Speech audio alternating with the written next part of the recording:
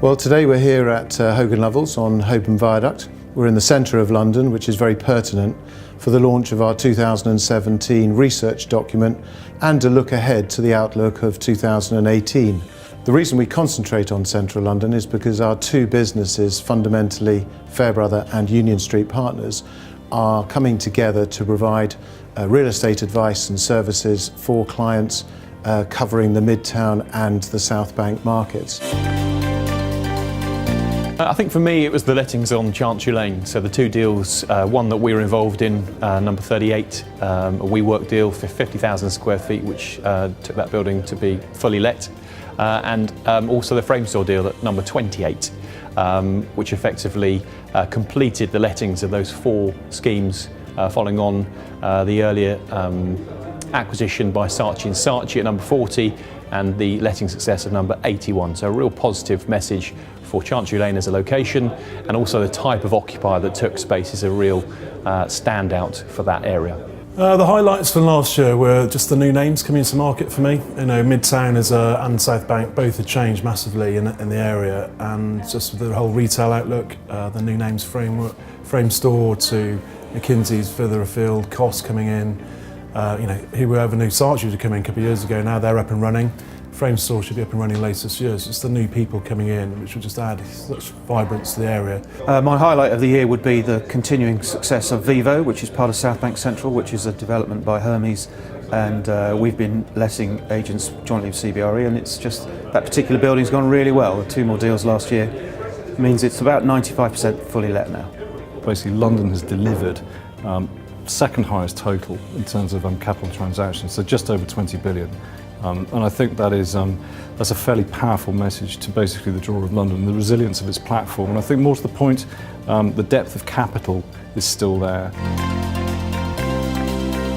For me, it's the level of take-up that we saw during 2017. A standout year in terms of transactions, deals done, and also, in the face of low supply, a lot of uncertainty in the market, it showed that actually from an occupational side, tenants and business managers are still dealing with what's put in front of them and making decisions based on what they need, rather than worrying too much necessarily about what's happening in the press.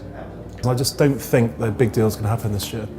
There's a lot of small stock on the market. All the big stock is being let. There's a few buildings in Midtown which are still available, but there's interest from tenants moving from the city or close by, which are looking very hard at them.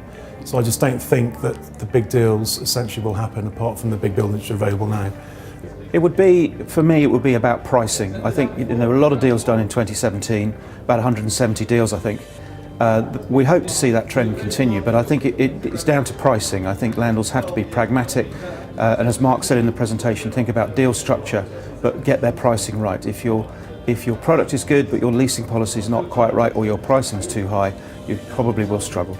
I think the centre of London market, obviously, which we promote and support, it is unique. It is a piece of London which is fundamentally underdeveloped. So again, the fundamentals are there. So we have low supply. We have tenants who want to move into the area for the right reasons. And that is obviously the diversity of the real estate. And also as an environment, it's one of the most vibrant and sort of move ahead areas of London. We will continue to see the impact of the service office market throughout the course of 2018, both from the continued expansion from those operators acquiring more space, opening more centres, but also the impact that's having on the conventional leasing market. The changing attitude of landlords to how they deliver space as a direct impact of the competition delivered by the service office market, meaning that landlords are now thinking more about how they deliver space, not just delivering a reception and a white box, thinking about delivering amenity within their building to occupiers. Just as acting for lots of tenants, what we're finding as a team is that they're wanting to stay put. They don't want to have the hassle to move. The Brexit impact has had an impact on various businesses, mainly obviously financial, as we know, more in the city than here.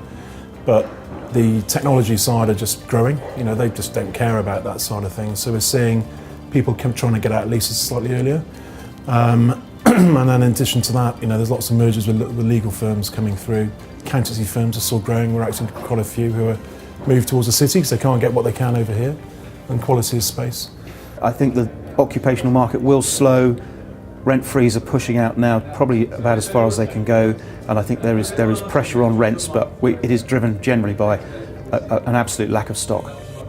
There is this desire to invest. I think pricing is going to be the sort of, if it's not the elephant in the room, it should be. I think certainly vendor aspirations tend to look back at what the market has achieved and doesn't look forwards. And I think there is a collective responsibility from the client community and the agent community to basically price correctly. If you price correctly, then there will be buyers, and the pricing will still achievable, will still be good. I think the market may potentially come off in terms of the volume. It's going to be very difficult to keep that 20 billion plus, but I suggest that probably only be sort of 10-15%, maybe 20%. Even if it is, you've got to look at it in the context of what we've had in the previous few years. It would still be a very, very healthy turnover for the market.